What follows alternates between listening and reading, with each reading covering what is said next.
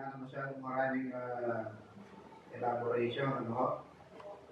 The walk of the old self. Yung ating lumang walk. Pag sinabing walk, ano po bang ibig sabihin ng walk? Pamumuhay, ano?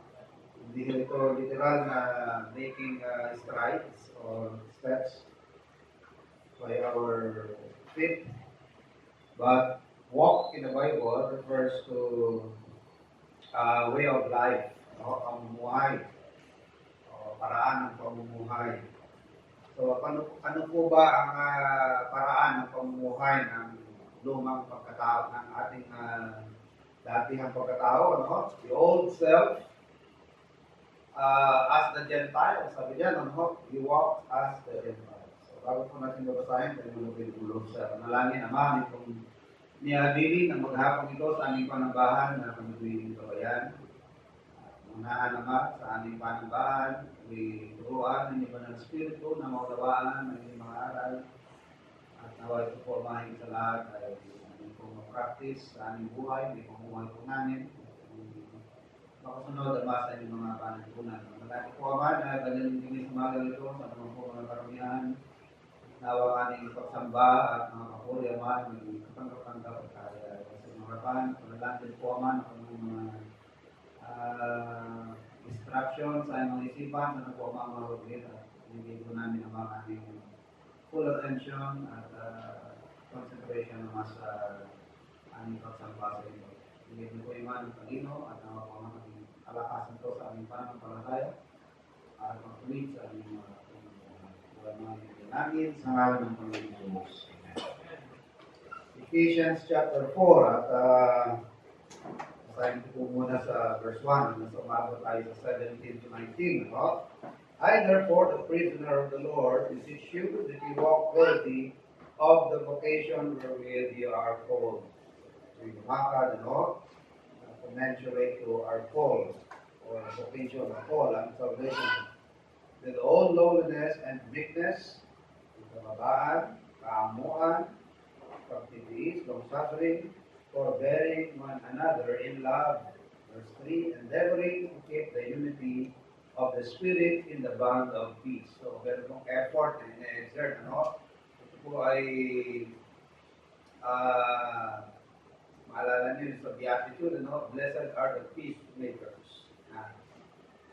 So, ibig sabihin, meron po tayong active na ginagawa. Hindi lang tayo peaceful, na hindi tayo troublemaker, but we make peace. No? We are peacemakers. Meron tayong effort. Same thing here. No? Kikita natin na merong coherence ang salita ng Diyos. Merong pagkakatugma-tugma. No? The unity of the Spirit must be labored on. Meron pong effort, endeavoring to keep the unity of the Spirit in the bond of peace. For there is one body, one Spirit. Ito ay para ay pakita sa atin na yan talaga ang design and plan of God, the mindset of God. It is the oneness of unity, no? One Lord, one faith, one baptism, one God and Father of all, who is above all, and through all, and in you all. So, bilang mga anak ng Panginoon, sana po ay tayo po ay matulad sa ating Diyos. No? Verse 7, but unto every one of us is given grace according to the measure of the gift of Christ. So this refers to individual gifts. Wherefore he saith, when he ascended up on high, he led captivity captive and gave gifts unto men. Now that he ascended, what is it but that he also descended first into the lower parts of the earth? He that descended is the same also that ascended up far above all heavens, that he might fill all things. And he gave some apostles, and some prophets, and some evangelists, and some pastors and teachers. So this is the gift to the church. Iba yung individual gift, at iba po yung gift to the church as a whole. So yung pong individual gifts, at kung makikita yan, ang passage, I gave you 2 passages. Romans 12 and isa pang chapter. 1 Corinthians chapter 12. So yun po ang mga individual gifts. No? And yun naman po gift to the church as a whole. Ito po mga apostles and prophets and pastoral teachers. Verse 12, for the perfecting of the saints, for the work of the ministry, for the edifying of the body of Christ. So this is the pattern of the plan of God, for the church, building of the body.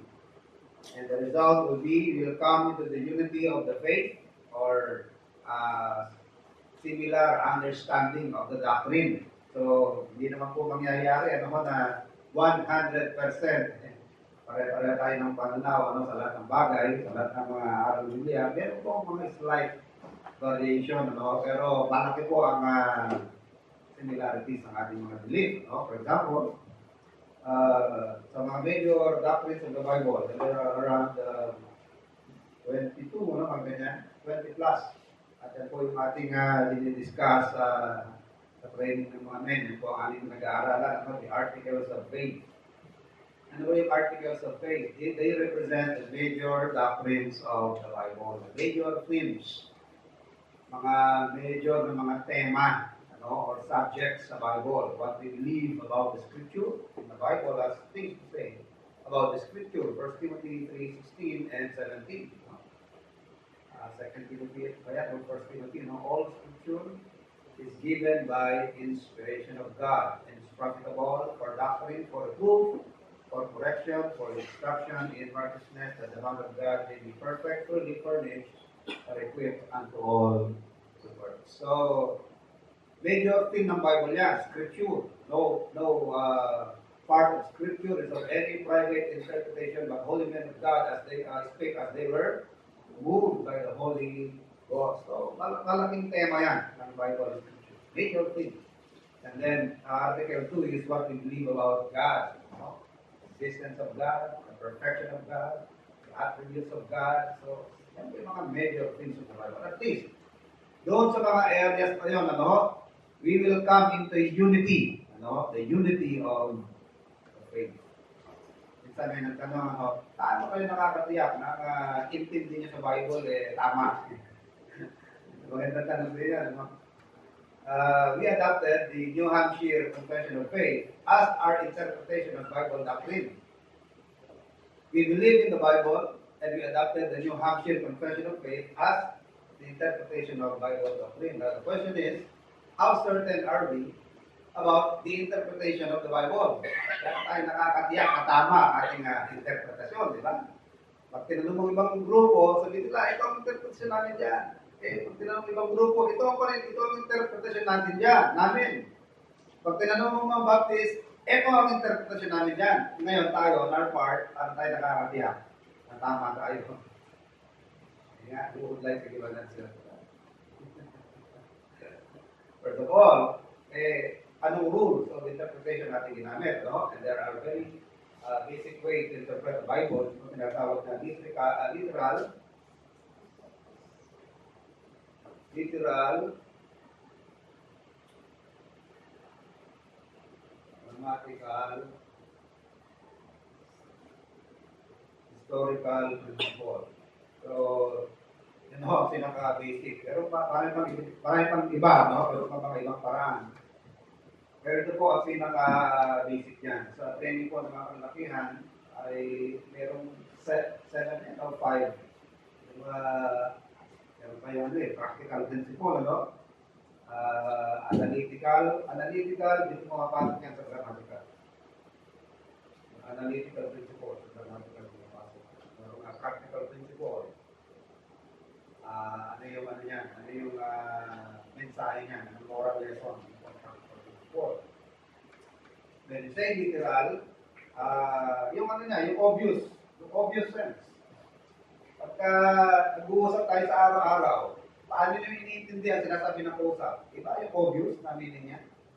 At anong obvious na kahulugan ng mga sinasabi ng kausap ko? Natural, yung kanyang literal na kahulugan. Kaya nag-usap ko ito sa paglalaba. Alam mo yung palo-palo?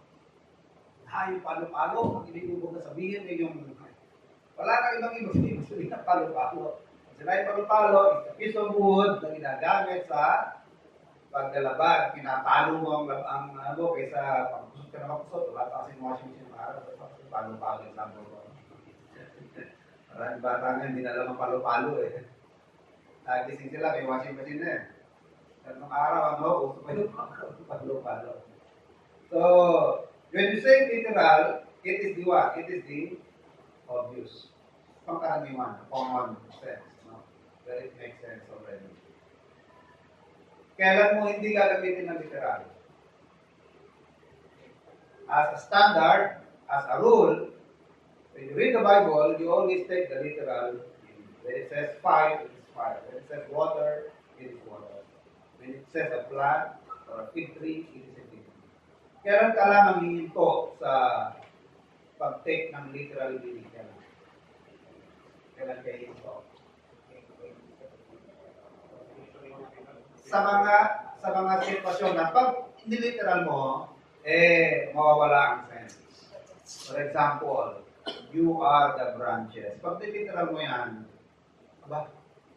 kailan pa naging sanga ang tao? Already Christ, I am the vine, ye are the branches. Hindi mo niliteral yan. Pag niliteral mo yan, drawing mo nga yung Kristiyano, puro sanga. Hindi literal po pwede yan, ano? Yan po pumapasok mo rin. Figurative. But, as a rule, ano, it has always to be literal. Okay? Pag sinabing, which burneth with fire and brimstone, literal na ako yun. Literal na asupre yun. Matthew 10:28, ano, it's able to destroy both body and soul in hell. Body and soul talaga, nasa impyerno, ano? Literal yun. Ulitin ko, hihinto lang tayo sa literal na kapag niliteral mo, mawawala ka sa video, mawawala ka sa tamang pangunawa. Kanyari, ingat kayo sa lebatura ng mga para sa iyo. Wala ka naman tumakbo ka ng tumakbo, makakakita ka ng baking powder na galing sa baking powder ng mga Pharisees. Ano? Dahil beware of the leaven of the Pharisees. So, figurative yun. Okay? But as a basic rule, makakatiyak tayo na tama ang ating pangunawa kapag ito po ay tinetake natin na literal. And then, idagdag mo pa dyan yung kanyang grammatical sense. Yung kanyang grammar. No? Tama ba ang yung grammar? Iba po yung etymology sa usage, ano?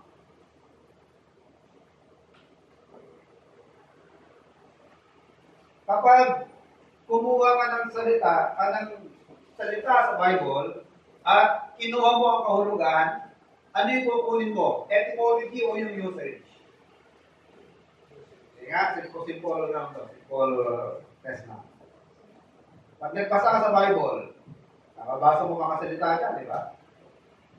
Anong itetek mong meaning niya? Yung etymology. By the way, when you say etymology, ano yung etymology? Ano yung explain ng etymology?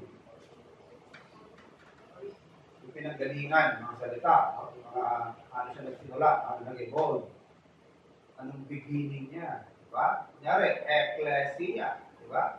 Ecclesia. Anong etymology ng ecclesia? Ecclesia ay tumutukoy saan?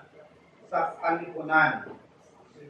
Assembly. Meron ba itong religious connotation?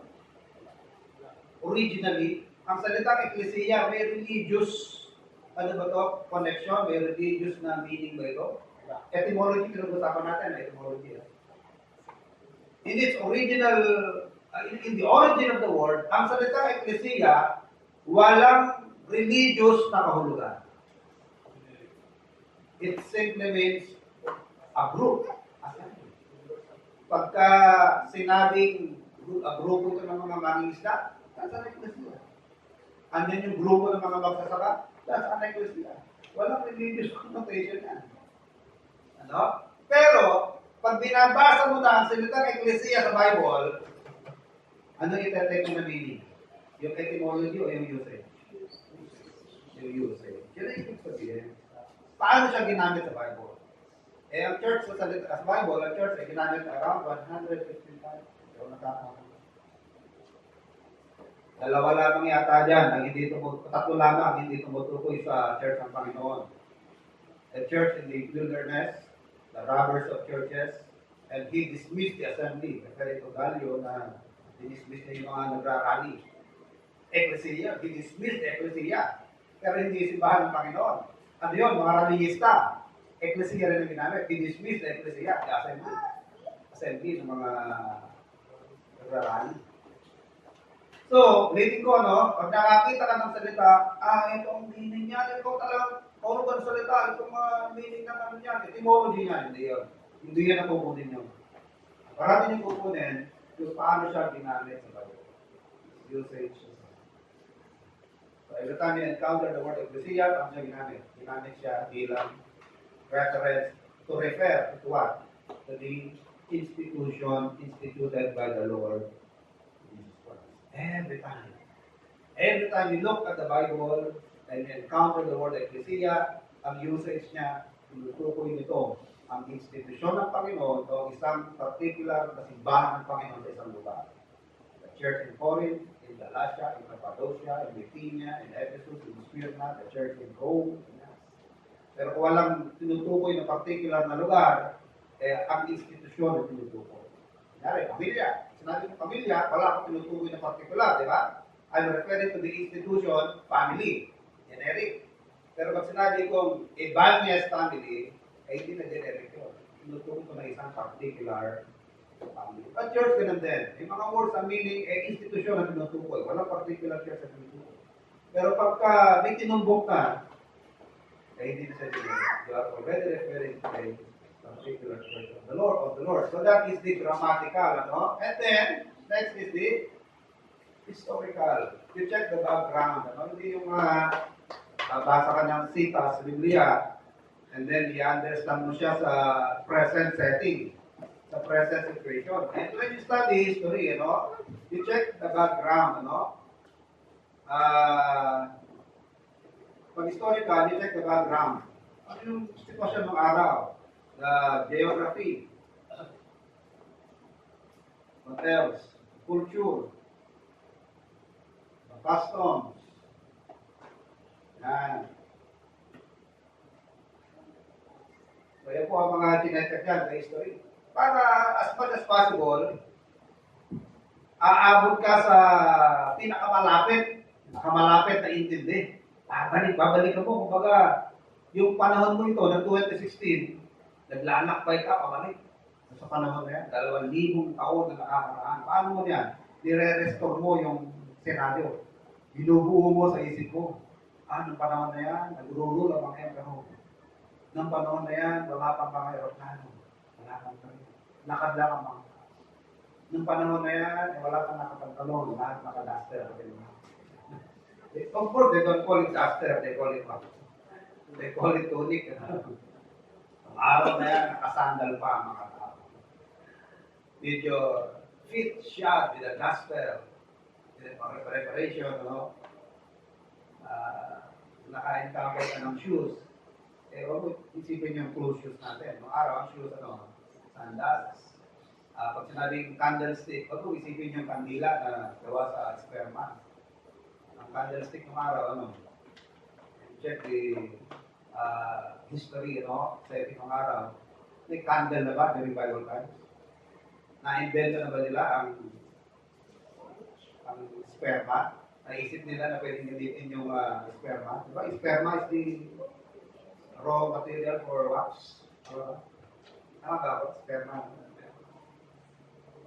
Saan magaling yung sperma? Yung ginawang kandila, saan magaling?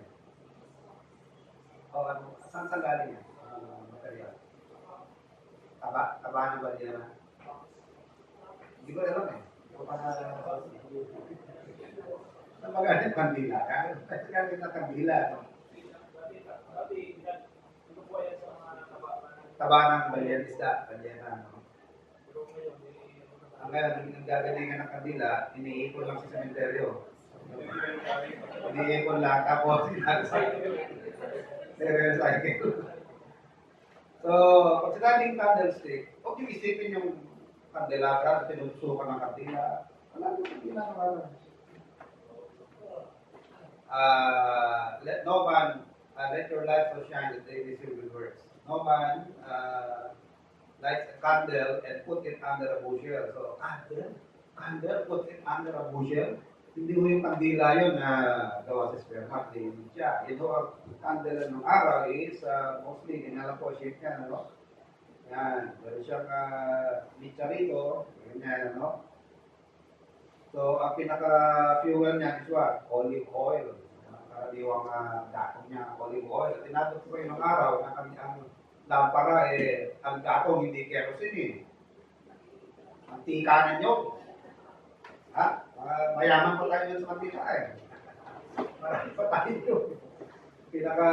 Ano daw, Brother Reynaldo ko yan? Yung langis na nyo, ang pinaka niya, kerosene niya. Mahal pa kerosene, araw. Mas maraming mantika. So, ganun po ang lamp, sometimes. They call it candle. Pero, balik sa history, ganun pa talaga yung candle. So, maganda po na chinecheck mo yung history, setting, background, culture, panahon na yan, kultura ng mga tao. Para mas malapit na lang, mas makakaabot ka sa mas malapit na interpretation. Yung mga tunggali natin, hindi naman inaplayan. Paano tayo maniniwala? Tama ka na intindi, no? Mas buo ang ating tiwala, ang ating kumpiyansa na tama ang ating pag-intindi sa ating pinaniniwala. Okay? So, till we come to the unity of the faith. Ano po unity of the faith? Halos magkakapareho tayo ng paniniwala when it comes to the major creeds, major doctrines of the Bible. Ano yan? The articles of faith. About Scripture, about God, about angels, creation, man, justification, salvation, atonement. Ano pa ba? Redemption, government, giving, mission, Satan, major themes of the Bible. Of course, sa mga ibang mga bagay-bagay, medyo meron tayong mga slight variation sa intindi. But at least, sana, we come into the unity when it comes to the major beliefs, major doctrines of the Bible. Unity of the faith. And then, of the knowledge of the Son of God, the kind of knowledge, personal, intimate knowledge of the Son of God, which comes through prayer, Bible study, and obedience to the Word of God. So, pag-aaral, pananalangin. Mahirap kung mawala ang panalangin sa ating buhay. Okay?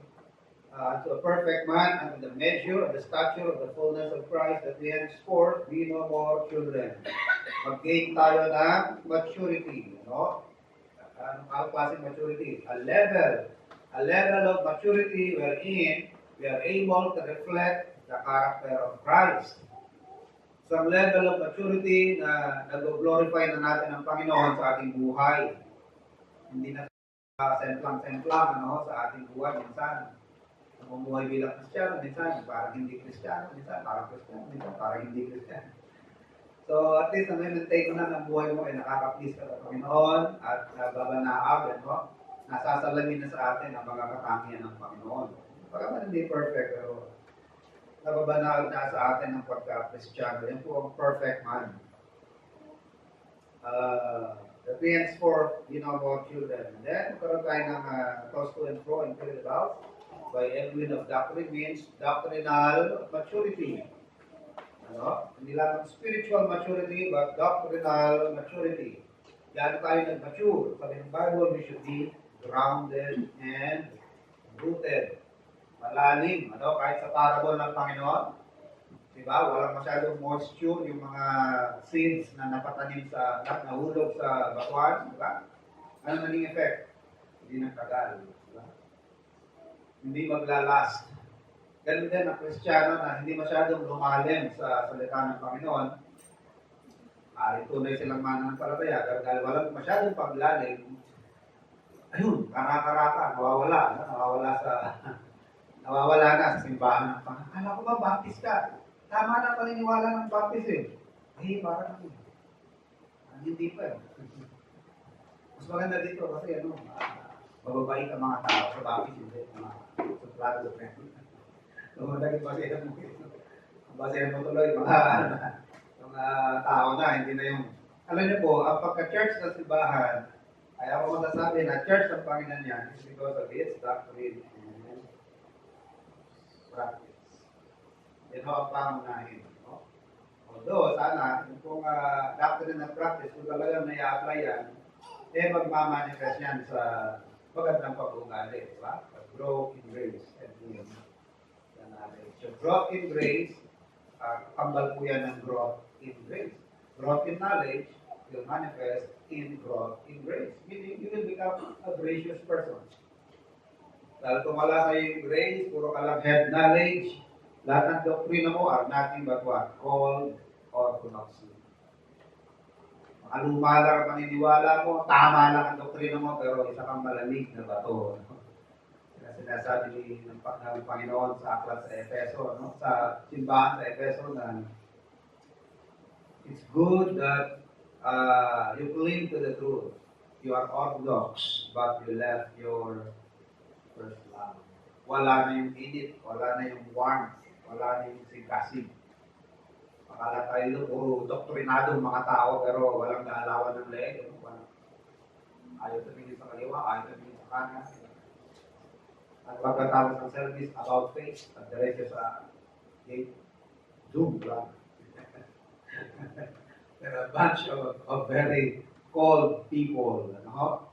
Pag nagmamature at spiritual, sabi ng Bible, people talk to each other. They talk to each other. Book of Malachi, they talk to each other. They're in good terms with each other. So, doctrine and practice, ito ang pangunahing consideration looking for the church. No? Segunda na lamang. Kung may segunda na lamang yung doon aesthetics, panlabas. Panlabas pwede ng aesthetics. Yung panlabas na nakikita natin. To follow na yan. Last yan sa mga kino-consider natin, mga friendly, mga accommodating, mga humble. So, pang ano na yan. Kasi kung lang ang hanapin mo, marami kang makikita niyan sa mga hindi baptist. So, hinahanap mo lang ang outward beauty, aesthetics, marami niya sa iglesia. Talagang napaka-ganda ng servisyo nila, di ba? Napaka-discipline. Ang bahay, hiwalay sa lalaki, walang nagtitismisan, habang nagsiservice, walang nagpapwentuhan, walang patayo-tayo, sinasarado ang pintuan. Magka-late ka, wala ka na, late ka. Talagang napaka-discipline niya, di ba? Kung hanap mo, marami niya at wala sa baptist niya. Di ba? Kung hanap mo lang, ganda ng building, ganda ng sanctuary, hormones. Ang ganda ng atmosphere, ang ganda ng aura.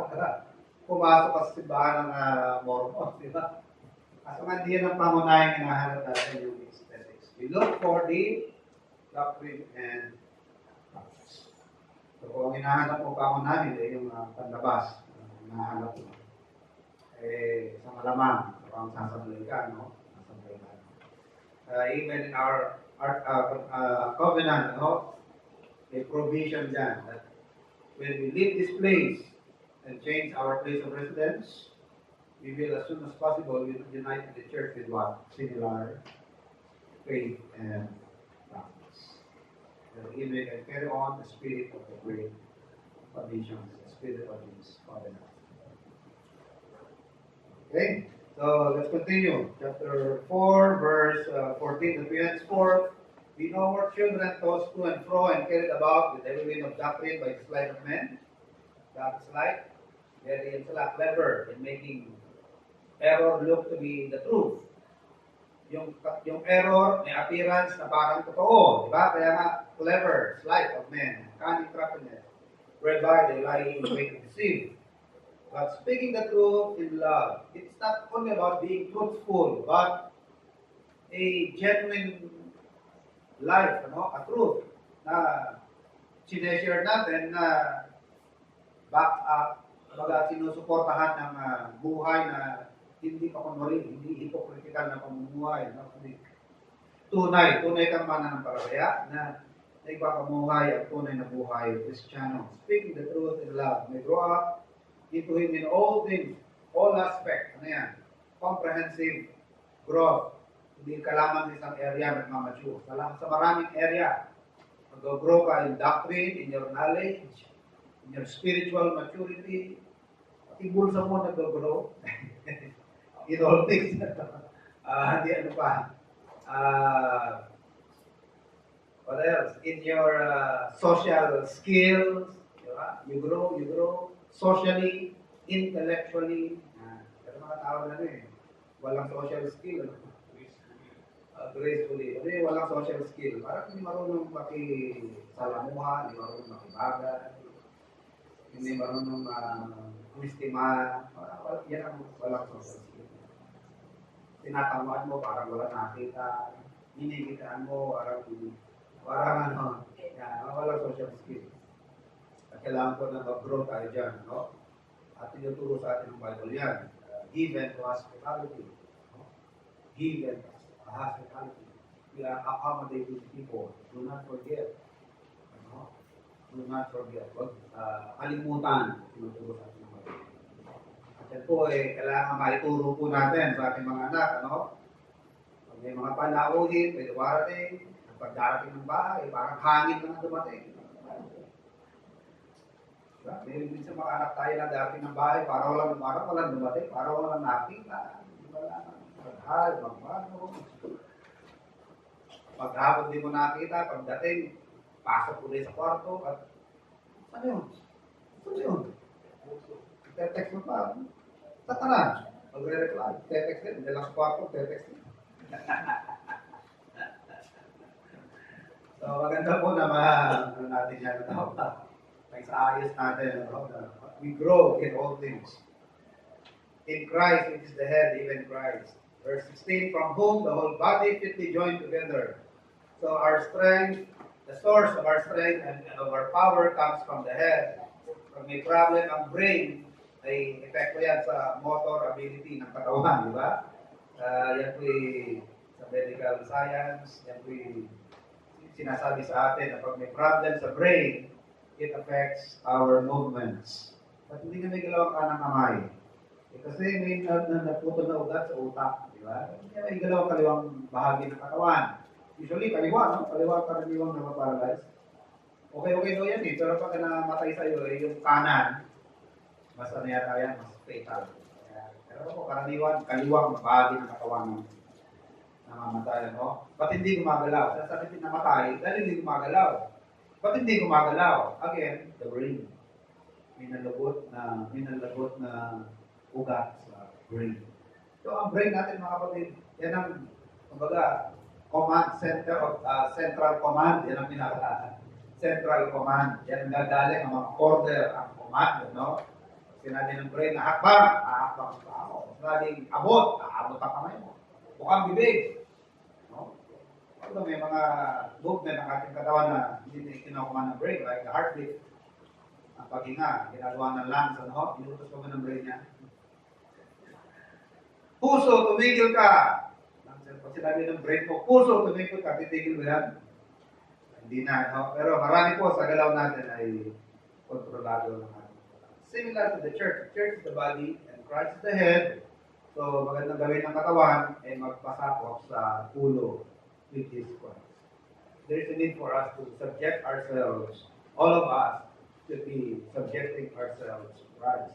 Sakop tayo, magpailalim, no, sa ating Panginoon. And then, verse 16, from whom the whole body fitly joined together and compacted by that which every joint supplieth. And dito rin po yung contribution ng bawat joint. Referring to the members, no? Contributing their gifts. Yan po para dumaloy. Karoon ng flow of ministry coming from the head to every part. At ang ginagawa ng bawat bahagi, bawat membro, they contribute the gift given by the Holy Spirit.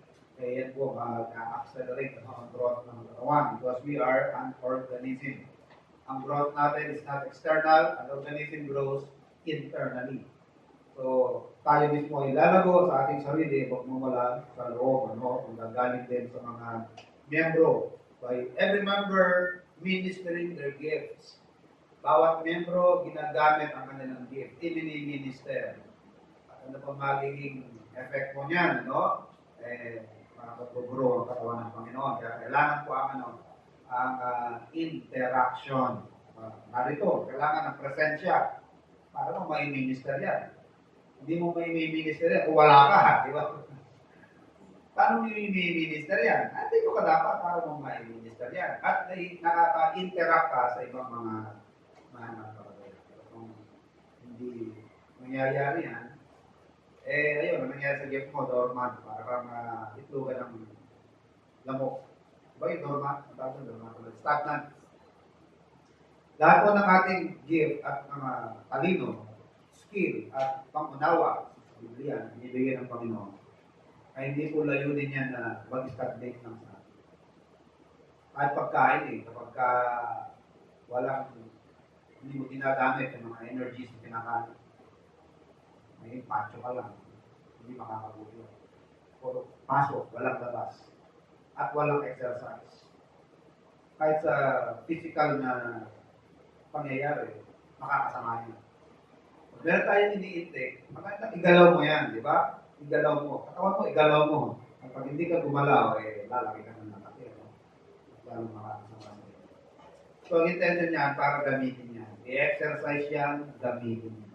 I-minister ang mga gamitin. Galing sa Panginoon, i-minister yan. Yan sinasabi ng Bible, every joint, by that which every joint supplies. Okay? Saan na tayo? According to the effectual working in the measure of every part, maketh increase of the body unto the edifying of itself in love. Now, verse 17, here comes another therefore. No? Napansin nyo? Sa verse 1, and then yung therefore, the transition. Pagdating ng verse 17, there is another therefore. So, ano po ang antecedent itong therefore? This refers to our high calling. What kind of calling? Calling unto salvation. Dahil tinawag na kayo sa kaligtasan, iba na inyong kalagayan, sabi ng Panginoon, we should be acting differently. Dahil tayo nasa Panginoon, we have a new mind, a new heart, new way of life. We should all be acting differently. Dahil iba na ang laman ng isipan natin, iba na ang pananaw natin, iba na ang nature natin, dapat yung pagbabago ng ating kalikasan, magmamanifest yan into a change of action. Tinawag ka sa pagbabago. Ito yung tunay. Hindi yung kay Duterte, na pagbabago. Ang tunay na pagbabago, if any man be in Christ. If any man is in Christ. He is a new creature. Siya isang bagong nilalang. Kaya sabi niya, therefore, dahil bago ka na, therefore, leave the old walk and start a new walk. Ang sabi ng Romans 6:4, therefore, we are buried with Him, the baptism into death, that like as Christ was raised up from the dead by the glory of the Father, even so, para katumbas din niya ng therefore, even so, we also should walk into what? Therefore, we should also walk into the newness of life. Dahil, iba na tayo ngayon. Meron tayong mataas na kanawagan. Bakit mataas? Galing sa taas. Galing sa taas ang panawagan na yan. High calling, it came from above, a call from God. Not only that it came from above, it came from God Himself. It is a high calling. Hindi lamang presidente ang nananawagan dito. Hindi lamang yung Justice Secretary ang nananawagan o Secretary of Health ang nananawagan. It is God who is calling us. Who called us. Dahil mataas ang ating panawagan, we should have a new walk. Bakit mga kapatid? Kino-compare ang ating old walk. Ano ba yung walk of the old self according to verse 17? This I say therefore and testify in the Lord that ye henceforth walk not as other Gentiles walk in the vanity of their mind. Having the understanding darkened, being alienated from the life of God through the ignorance that is in them, because of the blindness of their heart, who being fast feeling have given themselves over into or unto lasciviousness, to work all uncleanness with greediness. Lahat ng karamihan, ginagawa nila ng ano po, may katakawan. Greedy. No? Yan ang past walk. Anong walk yan? The walk of the Gentiles. The walk of the Gentiles. Our old walk, talaga naman literally, we are Gentiles.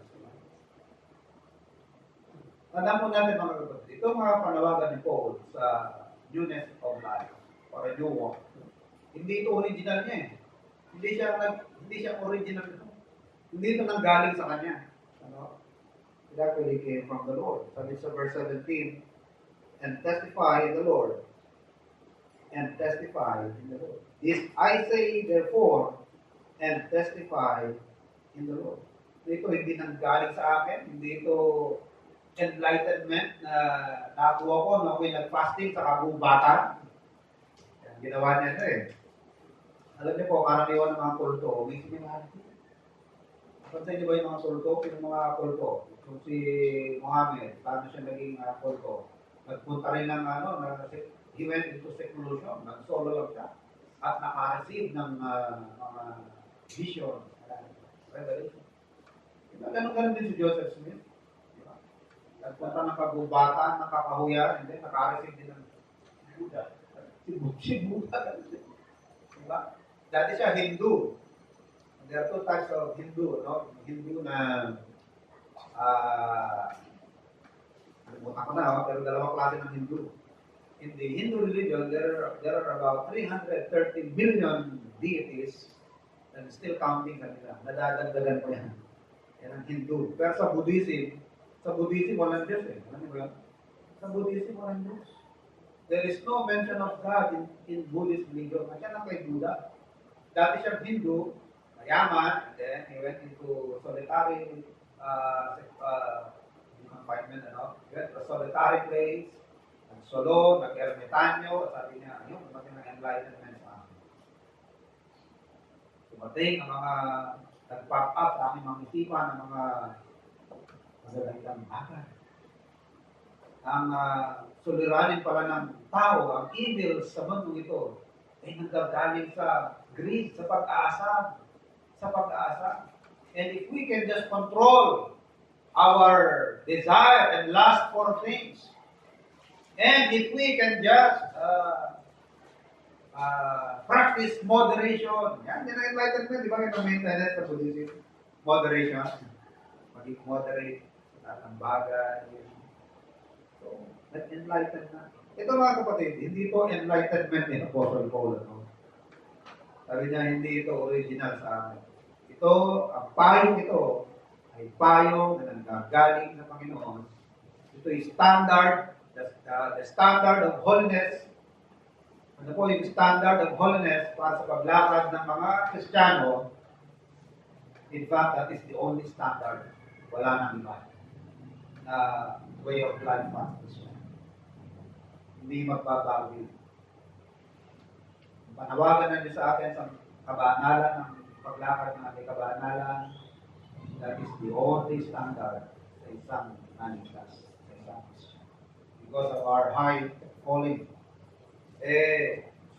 Do not walk the old walk. So ano ba yung old walk? The old walk of the Gentiles. Wala na po tayong time, pero i-discuss ko sa inyo. Mamaya, ano ba yung Gentiles? Kasi sa ancient text, sa ancient historical books, ng mga Greeks, hindi nila nababanggit yung Gentile eh. Kaya parang itong salitang Gentile is a bagong addition nila yan sa kanilang vocabulary. It's a new addition to their vocabulary.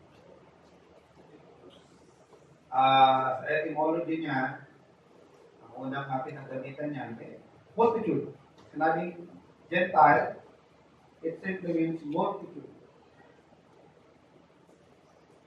Pero, nung dumating ng Bible, Bible times na, nagkaroon na ng dalawang paraan kung paano ginagamit ng Gentile. It is used racially or ethnically And the Gentile, the word Gentile can also be used in the Bible in its religious sense, religious. So when you use the word Gentile in its racial or ethnical sense, you simply differentiate the Jews from the Gentiles. If you are non-Jew, you are a Gentile. At tayo mga Pilipino, we are Gentiles because we are non-Jewish. So that's the Gentile in its racial and ethnical sense. But the Bible makes use of the word Gentile in another sense, and it is in a religious sense. A religious sense of Gentile means if you are pagan. If you are not a member of Judaism or Christian, hindi ka nag-adapt ng Judeo-Christian principle or worldview, you are a Gentile. In short, you are pagan. If you are a pagan in your religion, you are a Gentile. So, ito po ang dalawang pagkakagamit ngayon sa Bible. At ang very common na usage ng Gentile sa Bible is the religious sense. First Thessalonians, sabi ni Apostle Paul, the Gentiles who know not God. The Gentiles.